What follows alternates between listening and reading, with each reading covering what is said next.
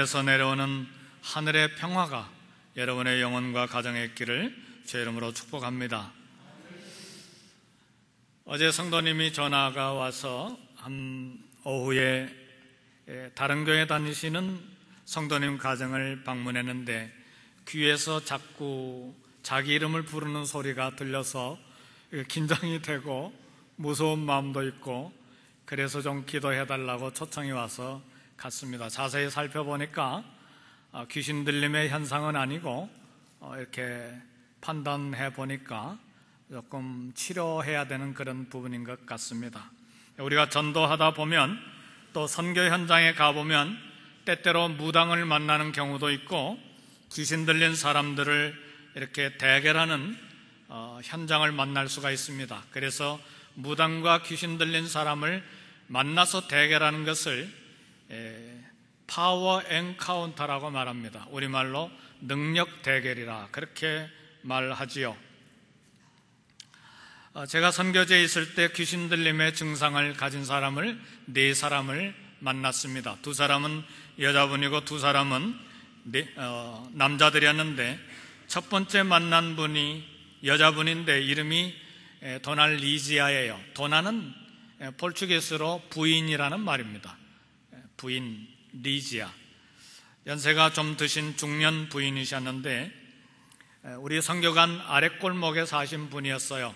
선교관 아랫골목에 남의 땅에다가 조그만 오두막을 짓고 자기 남편과 함께 사는 가난한 여인인데 귀신 들림의 현상이 있었습니다. 그래서 저희 가족이 막내만 빼놓고 쌍둥이 딸들과 우리 부부가 기도하고 금식하고 가서 이 귀신이 쫓겨나가는 모습을 봤습니다. 그런데 이 조그만 일이 극히 조그만 일인데 동네 소문이 나가지고 저희들이 골목마다 전도하러 가면 이렇게 쳐다보는 거예요. 근데 하루는 이렇게 늘 전도하러 가는 골목에 아주 뚱뚱한 할머니가 나와 계시는데 이 소문을 듣고 유심히 우리 부부를 보더니 우리 부부를 부르는 거예요. 얼마나 귀한 기회입니까? 그래서 그때 전도가 돼서 우리 교회에 그 가족이 통째로 가족 전체가 통째로 우리 이타페비 장로교에 등록을 했는데 이 가족은 이탈리아에서 온 2세, 3세들이에요. 전부 다 백인들이죠. 그런데 50년 동안 캐톨릭을 섬겼던 사람들인데 우리 교회 통째로 하는데 통째로 왔다는 말이 무슨 말이냐면 이 할머니의 남편이 할아버지도 왔지 2 딸들도 왔지 그리고 딸의 사위도 왔죠. 손주들과 손녀들이 다 왔죠. 큰 딸은 이타페비 시의 재정국장인데 재정국장이 우리 교회에 등록했으니 이거 완전히 통째로 얻은 거 아닙니까? 엄청난 복을 받았어요. 이 조그만 일이 하나가 기회가 돼가지고 전도가 돼서 우리 개척된 교회가 얼마나 크게 성장했는지 몰라요. 정말 신나고 재밌었죠. 선교지에서 만난 첫 번째 이 파워 엔카운터 능력 대결의 결과가 매우 좋았습니다.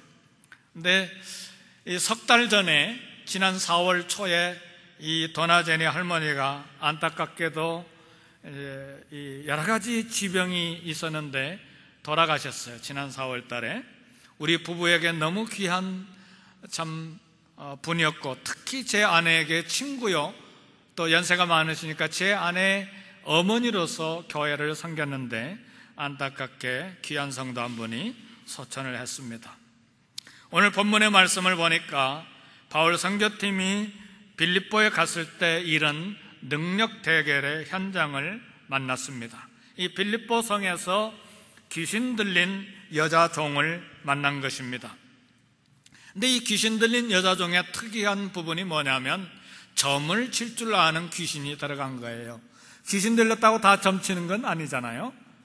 근데 점을 치는 귀신이 들어가가지고 이 여종의 주인에게 돈을 많이 벌게 해서 주인들을 부요하게 하는 그런 귀신 들린 여종이었습니다. 근데 이것을 보고 바울이 굉장히 기분이 나빴어요.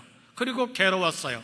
왜냐하면 한 인격에 여성의 인격에 귀신이 들어가서 참 제정신 못 차리고 살게 하니 얼마나 이 고통스러운 현장입니까? 이것을 보고 바울이 괴로워한 것이고, 또 하나 더욱 기분이 나쁘고 분개한 이유는 이 귀신 들려서 인격이 완전히 무너진 여성을 통해서 이 주인들이 엄청난 돈을 벌고 있으니 이 얼마나 안타까운 현장입니까? 그러니까 분노하고 분개한 것이죠.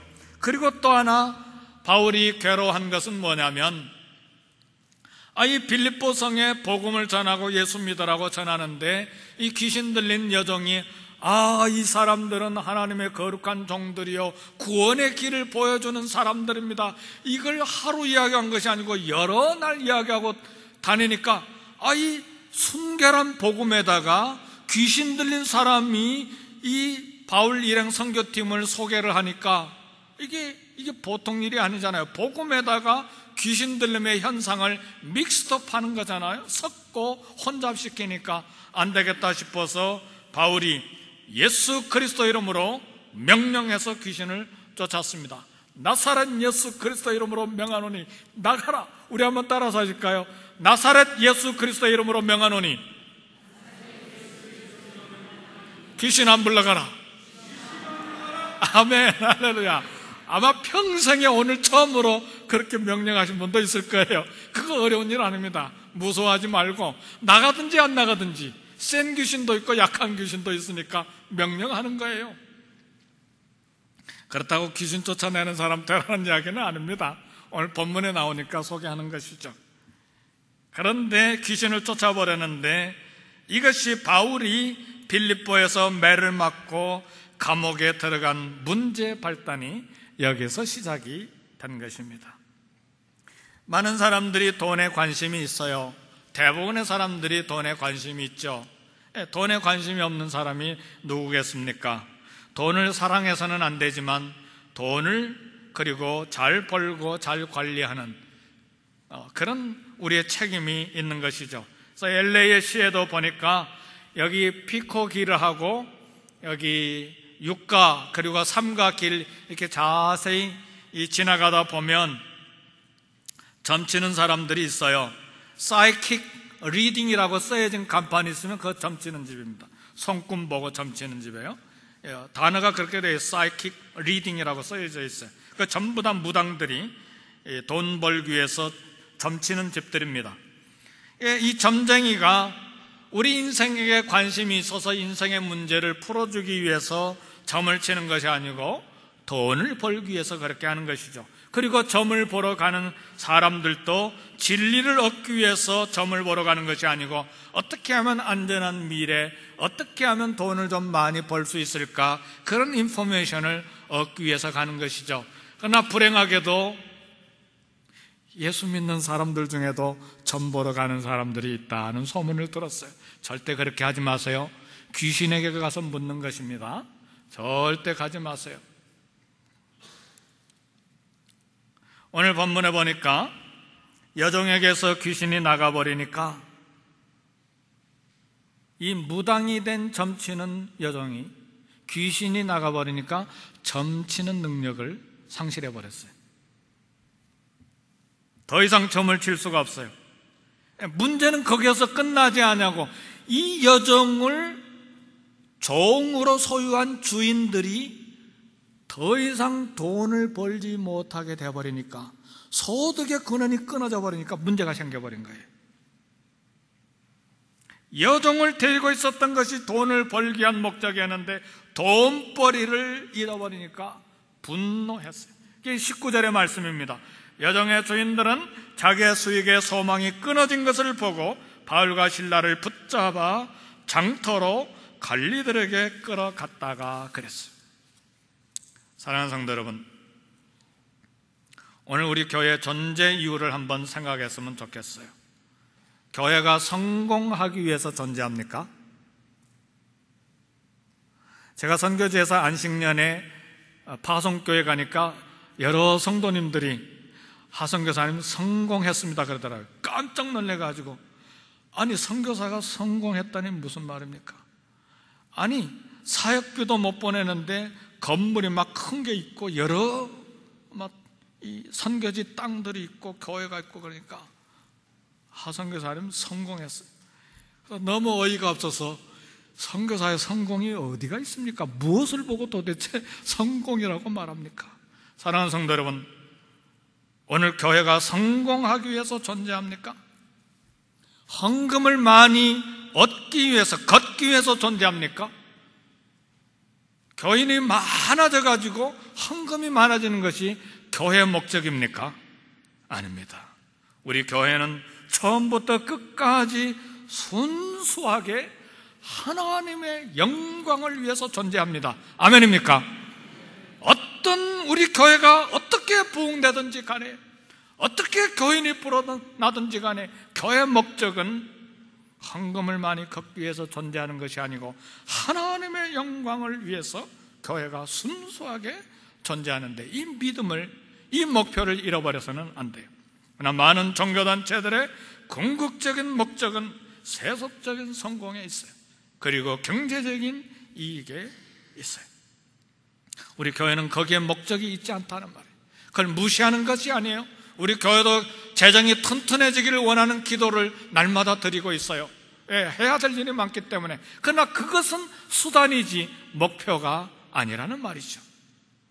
여기 점치는 여종의 주인들, 돈이 목적이었기 때문에 한 여인의 인격이 악한 영역에서 노임을 받아서 인격이 회복되었는데 거기에 화가 난 거예요. 그래서 바울과 실라를 체포해서 재판장에 넘겨줘서 구타하고 로마 관리들에게 넘겨서 구타하고 감옥에 집어넣게 된 것이죠. 오늘 본문 22장 22절과 24절에 보니까 무리가 일제히 일어나 고발하니 상관들이 옷을 찢어 벗기고 매로 칠하여 많이 친 후에, 옷을 완전히 벗겨가지고 벌거숭이가 되게 해가지고 많이 매로 친 거예요. 그 다음에 옥에 가두고 간수에게 명하여 든든히 지키라 하니 그가 이러한 명령을 받아 그들을 깊은 옥에 가두고 그 발을 착고에 든든히 채웠더니 그랬습니다. 사랑하는 성도 여러분, 바울과 실라 일행은 예수의 영의 인도를 받아서, 성령님의 인도를 받아서 마게도냐 환상을 보고 하나님께서 계시하신 대로 마게도냐 유럽으로 건너가서 첫 성인 마게도냐의 빌립보성에 들어갔습니다. 그런데 만일 오늘 저와 여러분들이 이처럼 하나님 성령 예수 그리스도의 영의 인도함을 받아가지고 한 목적지에 도착했다면 무엇을 기대하겠습니까? 많은 동역자들이 몰려오고, 많은 물질 동역자들이 몰려오고, 일들이 순탄하게 형통하게, 그리고 그 목적이 성공적으로 이루어지기를 기대하지 않겠습니까? 당연히. 왜요? 순종해서 갔기 때문에, 분명히 하나님의 음성을 듣고 갔기 때문에 그런 기대하는 것이 당연하지요. 그러나 마게도냐에서 바울팀을 기다리고 있었던 것은 귀신 들려서 점치는 여종과, 그리고 그 결과로 말미암아 채찍과 매질, 감옥이 기다리고 있었습니다. 복음 전도에 엄청난 먹구름이 몰려온 것이죠. 이 일에 대하여 이사야 선지자는 이렇게 이야기합니다. 55장 8절 9절에 보니까 내 생각은 너희 생각과 다르며 내 길은 너희 길과 달라서 하늘이 땅보다 높음 같이 내 길은 너희 길보다 높으며 내 생각은 너희 생각보다 높으니라. 순종해서 가는데 어려운 문제를 만나고 손해를 입고 고통을 경험할 때 절대 낙심하지 않기를 주님의 이름으로 축복합니다. 정말 확신하건대 낙심하지 마세요. 절망하지 마세요. 오늘 드려야 될 중요한 말씀의 주제가 바로 여기에 있습니다. 왜냐하면 하나님께서 미리 알고 계획하신 일이었기 때문에 이 고통스러운 사건을 만나고 문제의 벽을 만났을 때 전혀 두려워하지 말라는 말씀이에요. 바울과 실라가 바로 이 말씀을 듣고 행한 결과를 보고 우리는 오늘 도전을 받아야 됩니다. 하나님의 생각과 하나님의 길은 우리의 생각과 우리의 길과 닳기 때문에 그렇습니다. 따라서 순종하여 간 길에 희생하고 그리고 순종하고 말씀을 따라 갔는데 어려운 일이 생길 때, 고통스러운 일이 생길 때 이런 생각을 꼭 하세요. 하나님의 생각과 하나님의 계획과 하나님의 길은 내 생각과 내 길과 내 계획과 달다. 그러나 그 안에는 하나님의 영광이 반드시 있다. 아멘. 아멘. 아멘. 확신할 수 있는 도전의 말씀입니다. 하나님을 사랑하고 하나님을 믿는 자들이 확신할 수 있는 것은 하나님께서 모든 것이 합력해서 반드시 선이 되게 하시기 때문에 결코 낙심하거나 두려워하거나 이 책임이 누구에게 있나? 마게도냐 빌립보로 가자고 하는 사람이 누구였나? 바울이었나? 누가였나? 실라였나? 아니면 디모데였나? 누구에게 책임전가할 생각하지 말고 이 일을 통하여 하나님이 어떤 영광을 받으실 건지에 대한 기대를 가지고 하나님 앞에 찬송하시는 우리 모두가 되어야 되는 것입니다.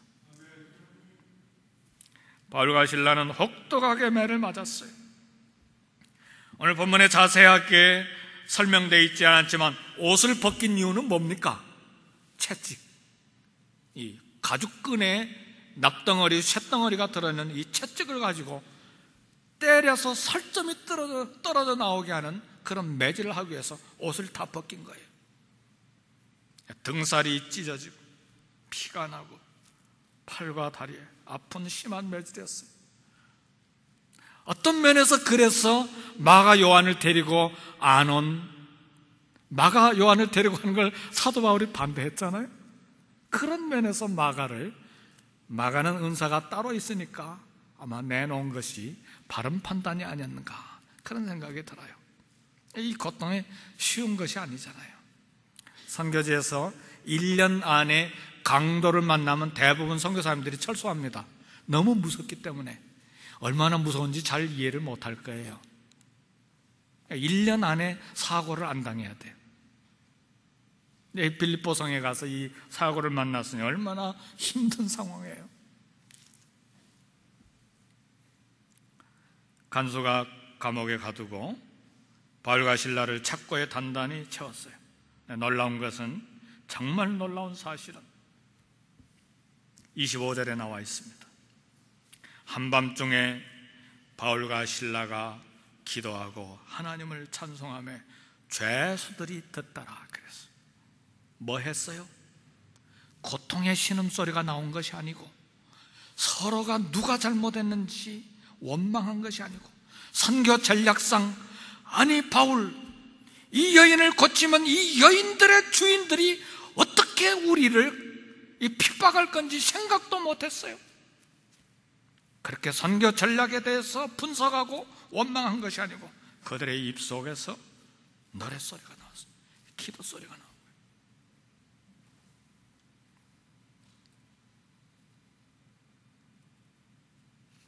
매를 너무 맞아서 정신을 차릴 수가 없었어요. 제 정신이 든 때가 아마도 한밤중이었을 것 같아요.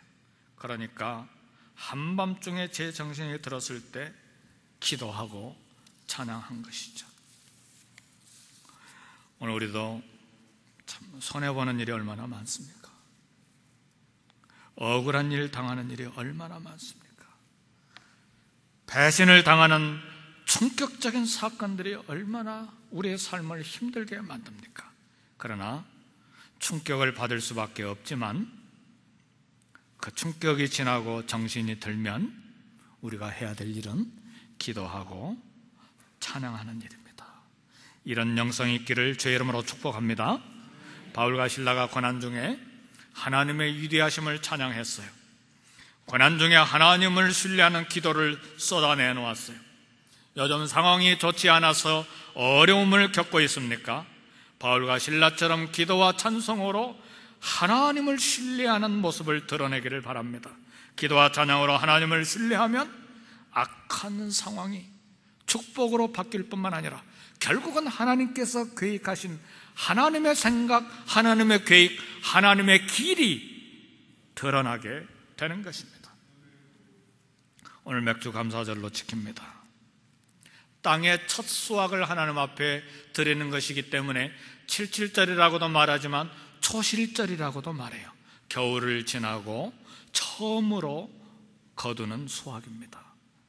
한겨울을 지나기 때문에 곡식이 다 떨어질 수도 있고, 그리고 한겨울을 지났기 때문에 참 배가 고플 수도 있어요. 보릿고개를 지날 수도 있어요.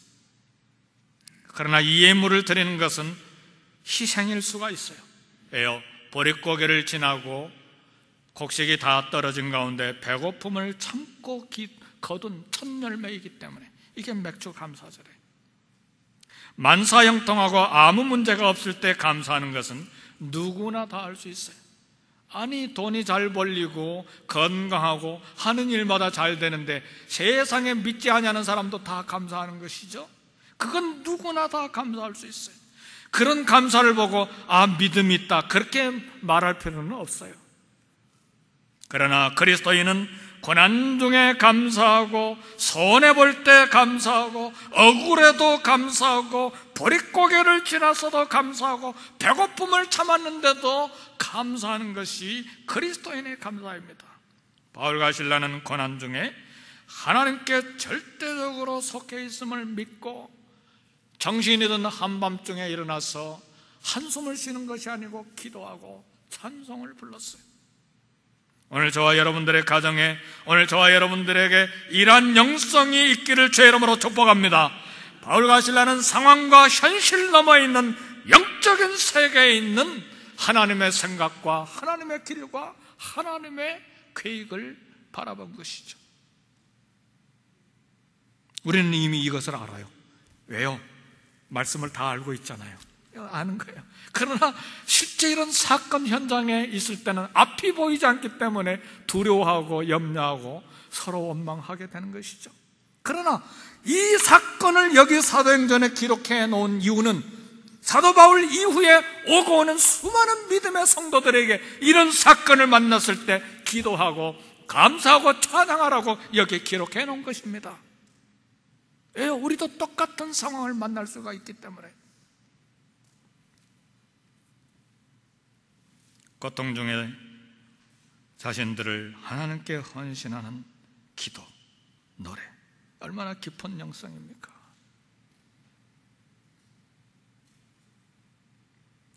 바울과 실라의 기도와 찬양의 결과 하나님의 기적과 능력이 나타났습니다. 26절의 말씀을 보니까 이에 갑자기 큰 지진이 나서 옥토가 움직이고 문이 곧 다 열리며 모든 사람의 매인 것이 다 벗어진지라. 여러분의 길을 막고 있는 문이 다 열리기를 주님의 이름으로 축복합니다. 할렐루야, 아멘. 직장의 문이 열리고, 자녀의 문이 열리고, 가정의 문이 열리고, 소원하는 모든 문이 열리기를 주님의 이름으로 축복합니다. 그러나 오늘 이 시간에 우리가 알아야 될 한 가지는 항상 기적이 일어나는 것은 아니에요. 베드로는 헤롯의 칼에서 살아나왔지만 야고보는 헤롯의 칼에 죽은 사건도 있어요. 바울은 루스드라에서 돌을 맞아서 거의 죽은 줄 알고 성 밖에 내쳐버렸지만 부시시 일어나서 살아났지만, 그러나 같은 돌에 맞은 스데반 집사는 순교했습니다. 항상 기적이 일어나는 것은 아니에요. 거기에 하나님의 생각이 중요해요. 그 하나님의 생각은 누구에게 복을 주고 누구에게는 복을 안 주느냐, 그것이 아니에요. 그렇게 계산하지 마세요.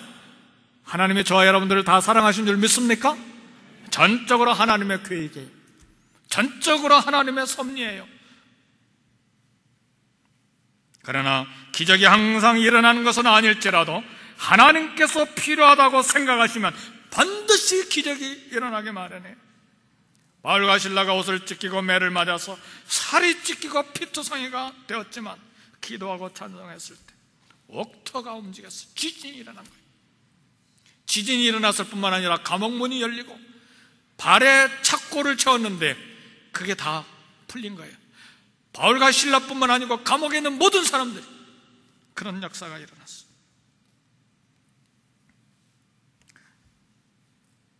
땅이 움직이니까 감옥의 간수가 잠자다가 일어나가지고 옥문이 다 열린 거 보고 죄수들이 다 도망한 줄 알고 막 칼을 빼가지고 책임 때문에 자결하려고 했어.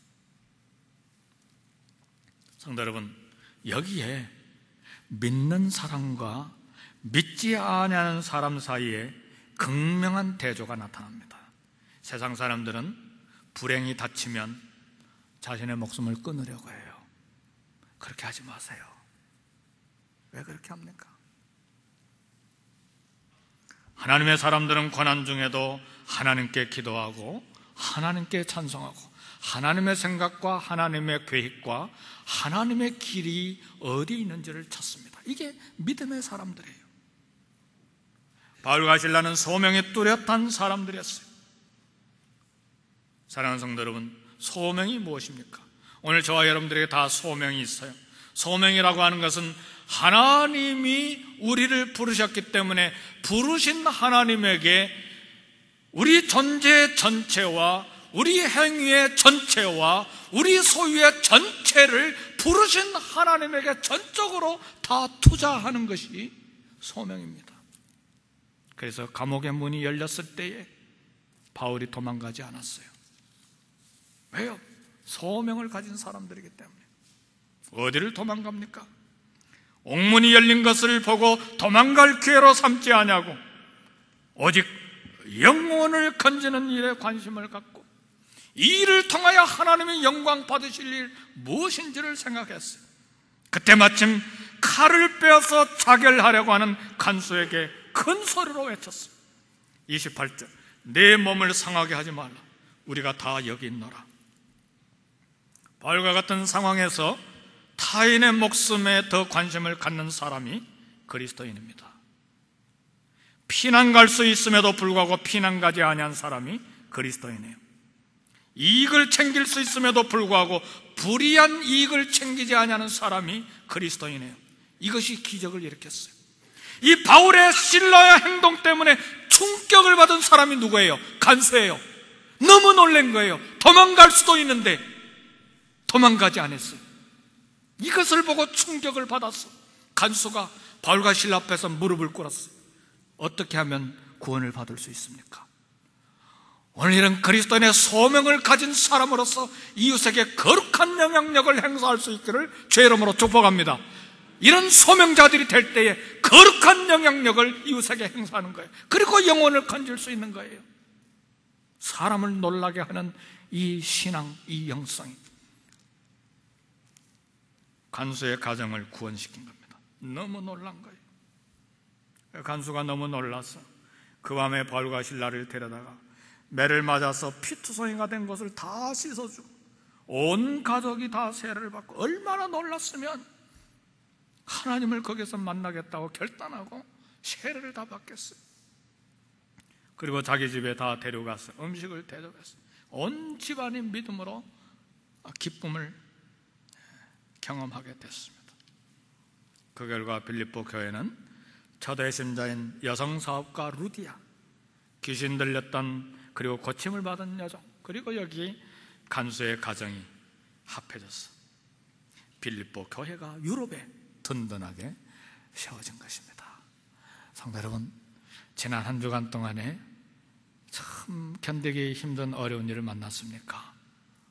원망하거나 불평하거나 낙심하지 말고 이 일을 통하여 하나님께서 어떤 위대한 일을, 어떤 영적인 거룩한 일을 행하시려고 하는지 부지런히 찾아야 돼요.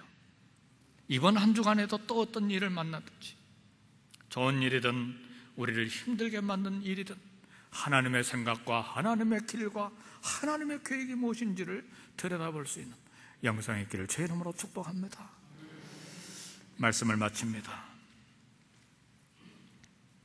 우리가 겪는 많은 고통의 사건들이 사실은 하나님이 좀 괴팍스러워가지고, 성격이 좀 괴팍스럽고 그래가지고 한번 고생해봐라 그렇게 하고 고통의 사건을 우리에게 주시는 것이 아니에요. 두 가지입니다. 여러 가지가 있지만 두 가지예요. 하나님은 우리를 만나기를 원하세요. 배가 부르고 일이 잘 되고 돈이 많아지고 그러면 기도하러 여기 엎드리지 않아요. 어려운 일이 생기면 내가 힘들고 하나님을 만나지 아니하면 견딜 수가 없기 때문에 누가 뭐라고 하지 않아도 무릎 꿇게 돼 있어요. 하나님을 만나기를 원하시는 거예요. 두 번째는 그 일을 통해서 무엇인가 구원의 거대한 역사를 하나님께서 이루시기를 원하세요. 우리 인간에게는 역사가 두 가지가 있어요. 하나는 세속사가 있고 하나는 구속사가 있어요. 세속사는 바다 표면에 일어나는 그냥 파도와 같이 늘 일어났다가 없어졌다가 하는 일상생활이에요. 그러나 바닷속 깊은 곳에는 창조 이래로 끊임없이 해류가 흘러가는 것처럼 표면에 있는 이 파도 밑에 깊은 바닷속의 해류가 끊임없이 흘러가는 것처럼 우리 삶의 현장 속에 일어나는 그 많은 사건들 속에 구원의 역사가 흘러가고 있어요. 그래서 세속사만 보지 말고 구원의 역사가 흘러가는 그 세속사를 보고 하나님의 생각과 하나님의 계획과 하나님의 길이 어디에 있는지를 찾는 것이 우리 믿는 사람들의 영성이에요.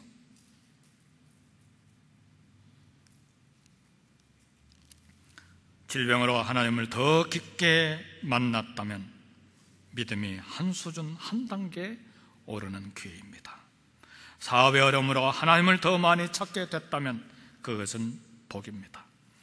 지진이 나서 칼을 빼서 목을 잘라서 스스로 죽으려고 했던 이 엄청난 충격적인 사건은 간수에게 거대한 복이 됐습니다.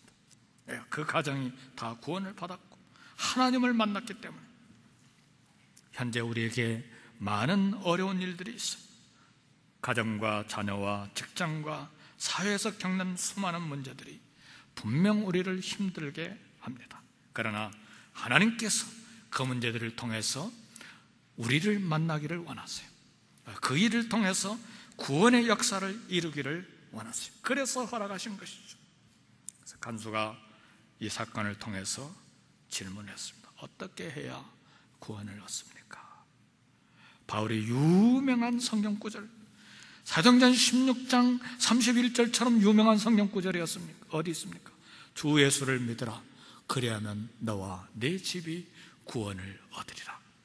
어려운 사건을 통해서 내가 예수님을 믿게 됐습니까?